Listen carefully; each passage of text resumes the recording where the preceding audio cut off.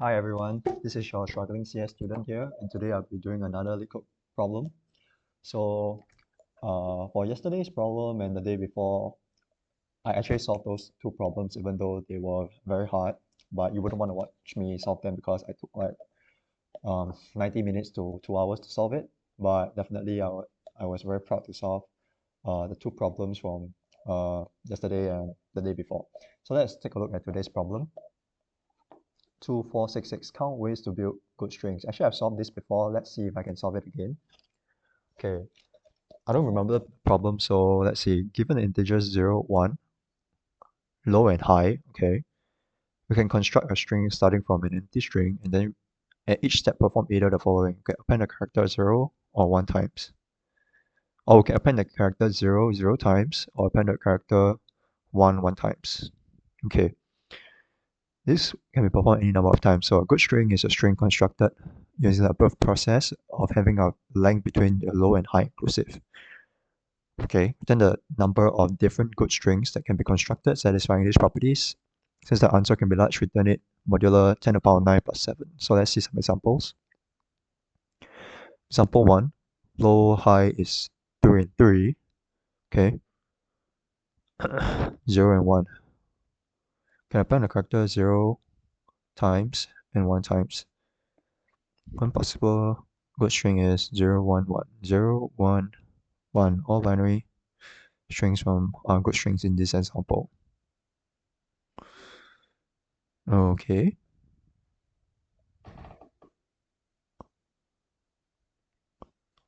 Low equals to high equals to 3. Okay. Can append 0 1 times. Good strings are. Wait, what? I'm kind of confused. Append the character 0 0 times. But here I can only append it 1 time. But are there only 1 zeros? No, but you can append 3 zeros. Am I lost somehow? Oh, okay. I see. Okay. Yeah, I was confused. Basically, at each step, we can perform either this operation or the next operation, but this operation can be performed any number of times, and we just need to count the number of ways we can reach a good string as defined by the problem. I see. Okay. So at each step, this is the number of characters that we can append. I see. Okay, so the constraints are 10 to the power 5 and okay, sure. So the intuition that comes to mind usually for this kind of problems is you can see that it's a counting problem. So usually counting problems, you probably want to do some sort of dynamic programming. And then another thing is um, another, I guess, hint at dynamic programming is if at each step, decision you make actually affects subsequent or future decisions, then dynamic programming is a way to, for example, to cache future computations so that it can be reused again. So I think we can go with that. Let me see if I can draw it out. Not sure if I can draw it out nicely. Collect schedule. So it's a little bit hard to illustrate. But let's say at the initial stage where we have an empty string, okay, we're gonna use example 1 for low and high of 3 and 0 and 1 of 1. So what we can do is at each step we can either do one of these two operations.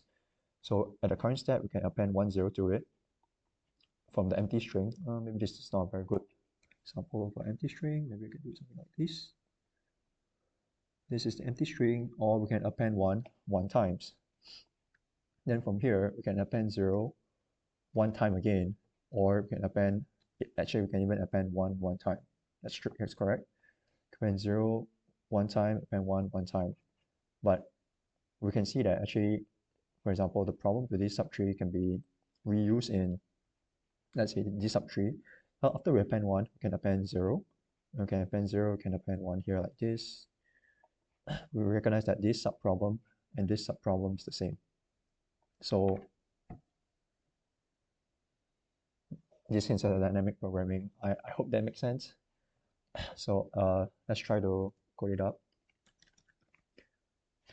I'm not sure what states we need to keep track of at the moment, but definitely we have to return mod like this, and mod equals 10 power 9 plus 7. Definitely the current length, I think.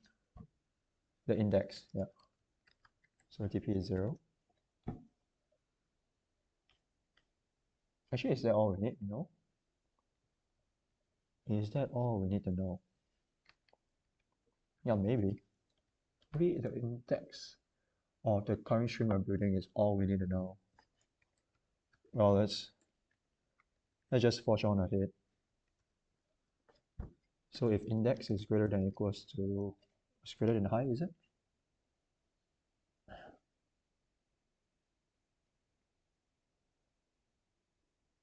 Yeah, if index is greater than high, then we return, maybe we can just reach high as long as we reach it. Yeah,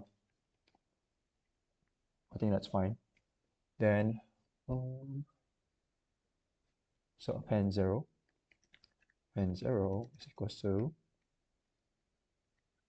dp of current index plus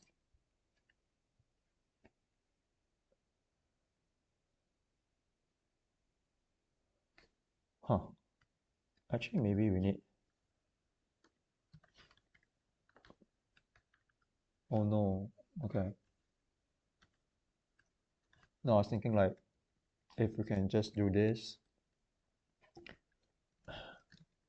so every time in if we reach a particular string that is in bounds, we can return 1. Actually we can't, because you can have a case where, let's say low is equals to 1, let's say low is equals to 2 and high is equals to 10, then actually, you know, once we reach here, we still have to recurse forwards because this string is also valid, or some combination of these strings are also valid. Okay. So I guess only when we exceed, then we want to return 0, that's for sure.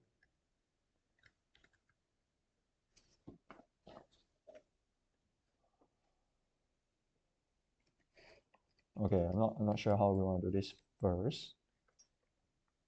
This would be 0. Pen 1 is dp of index plus 1.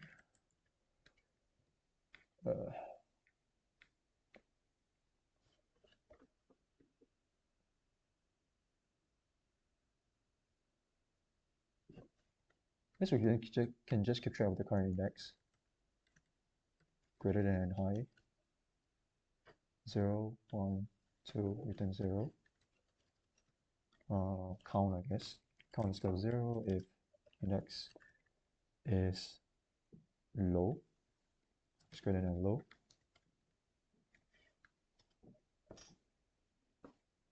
Zero, 1, 2. Index plus 1. 0, yeah. Then we do count plus equals 1.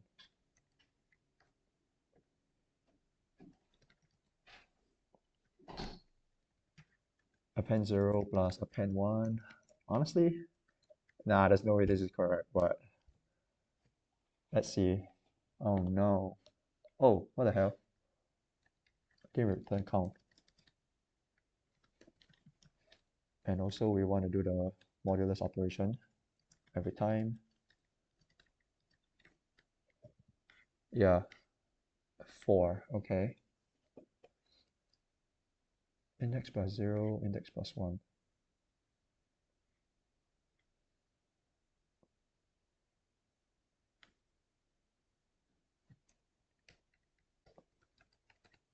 Let me print the index. Or we can do this. Yeah, we can do this. It's fine. Plus equal append 0. Or rather, count is equals to count plus append 0. Mod. Likewise here, append 1. Then we can return count.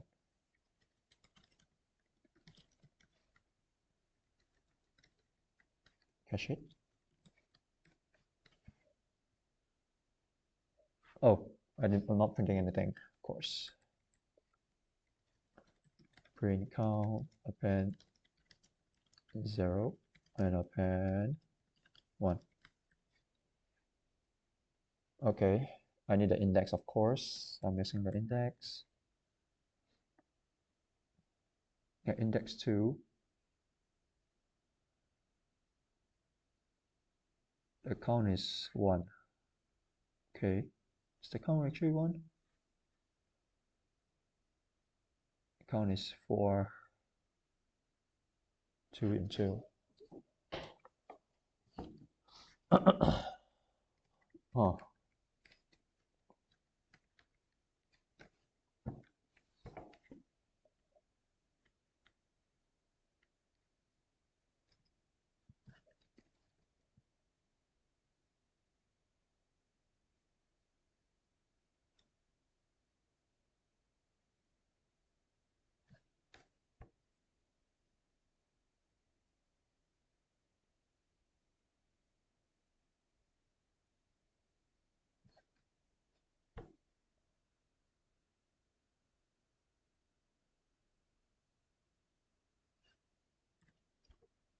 What's wrong? What's wrong?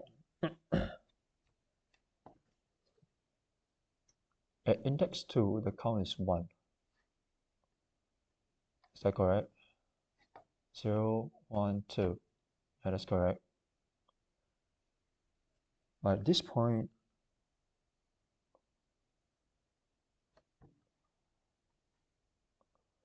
append 0, 0 number of times. 0 times. Append 1, 1 times. Index plus 0. Let's say a current index. Index is equals to 0. We are at this point. When we append 2, let's say 0 is 2. So we append 2 zeros. This is the current index we're considering initially. And there's nothing, append 2 zeros. The next index we want to consider is 1, 2. Yeah, it's at this stage onwards. So this is 0 sub 1, 0, 0 sub 2. So at 0 plus 2. Okay. Then you have, let's say you just append 1 here. If index plus 1,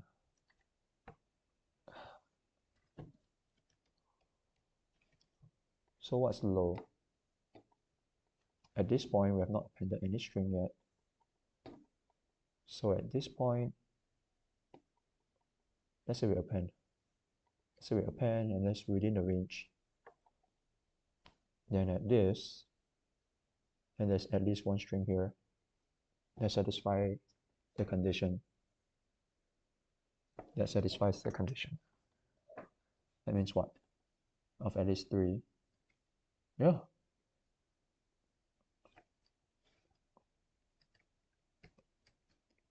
I guess we can do that.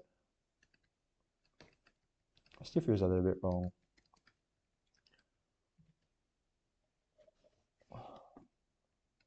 That's n equals to high, probably.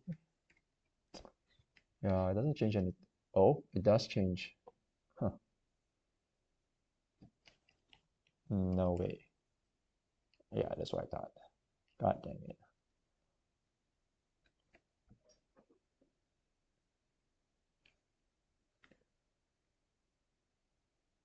If index is greater than high, I'm just YOLOing at this point, which is not good. Never want to do it in an interview. At index 3, obviously this is 0.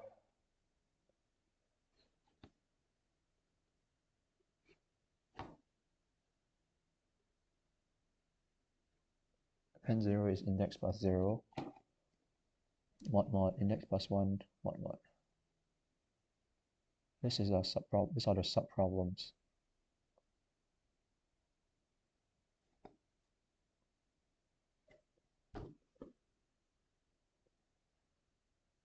At the current index, have we appended anything?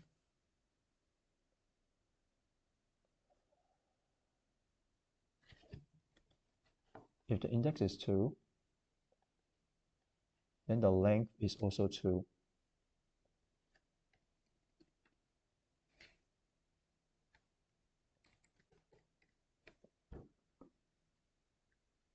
Hold up. I think my base cases are wrong. If the index, let's say our low is 2, right? That means at index, we can already increment the operation. So if low is less than or equals to index and something else, we can do the count here. Count equals to 0, count plus equals 1. Let's say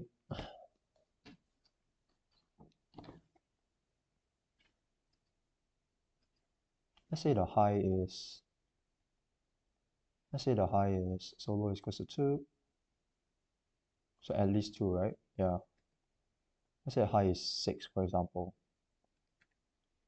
So you have 0 and 0 here. That means what? That means 0, 1, high is equals to 6. So and it's like 0, 1, 2, 3, 4, 5. 5. This is index 5. This is index 3, index 4. This is index 5.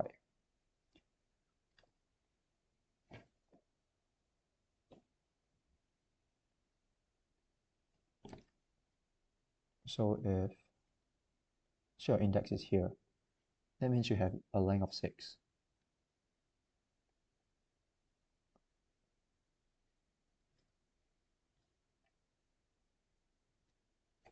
Less than or equals to high.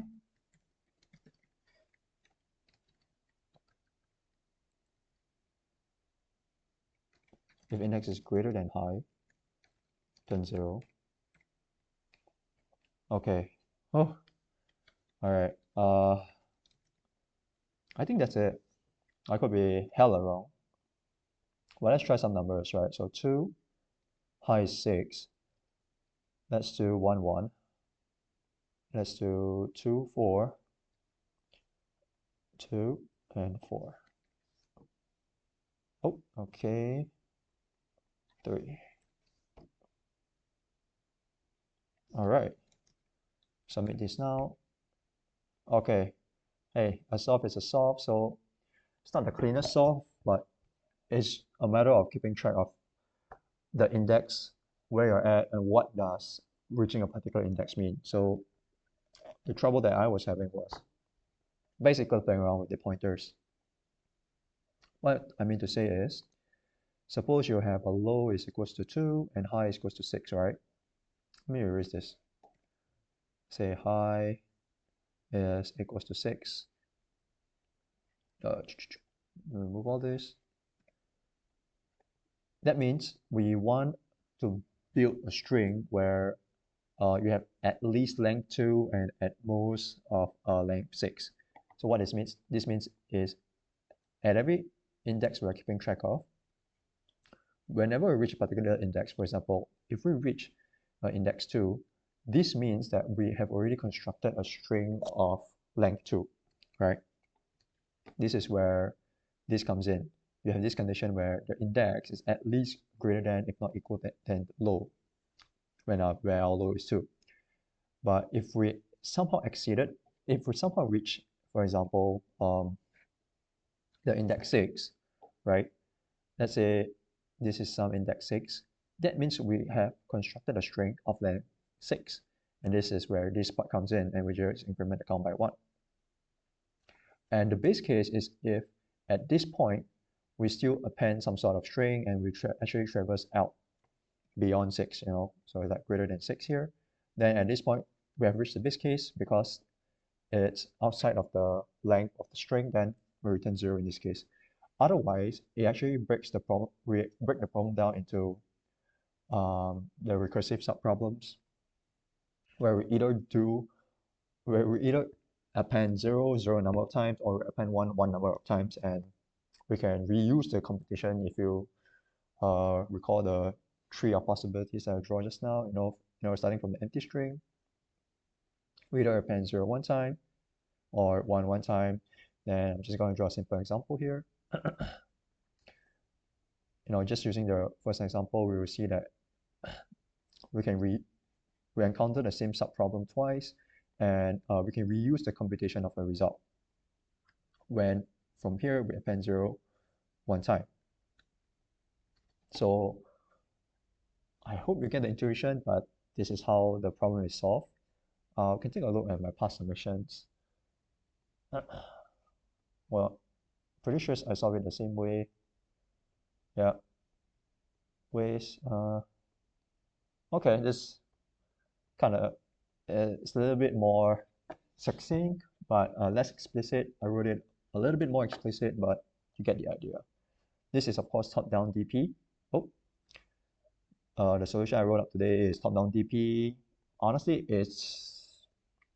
I guess if you never learned DP before, then dynamic programming before, then this can be a medium problem. But if you know DP, then this is still a little bit tricky to work out because maybe I just started. But yeah, if you recognize this is a DP problem, it's definitely manageable. So let's just take a look at the editorial. Yep. Okay, because you can only append two times at each step. So dynamic programming, iterative. This is the bottom-up approach. The bottom-up approach is a little bit harder to write. At least for me, it's a little bit harder to write.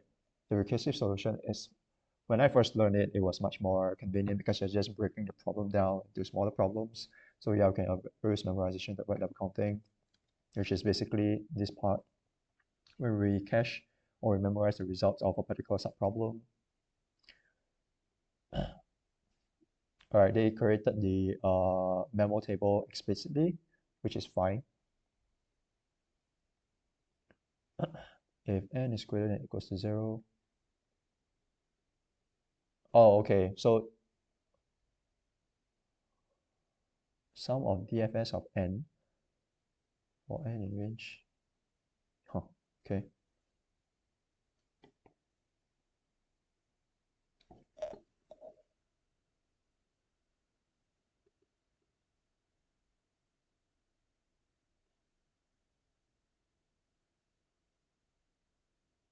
Interesting. Okay. So time complexity for mine, isn't it just O? All right, it's up to high. I see. Okay. Okay. It's up to high. Yeah. Okay. Oh, yeah, linear time. That's fine. Understandable.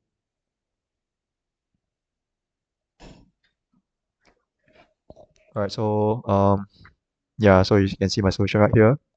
That's all I have for today. Thanks for watching and happy holidays.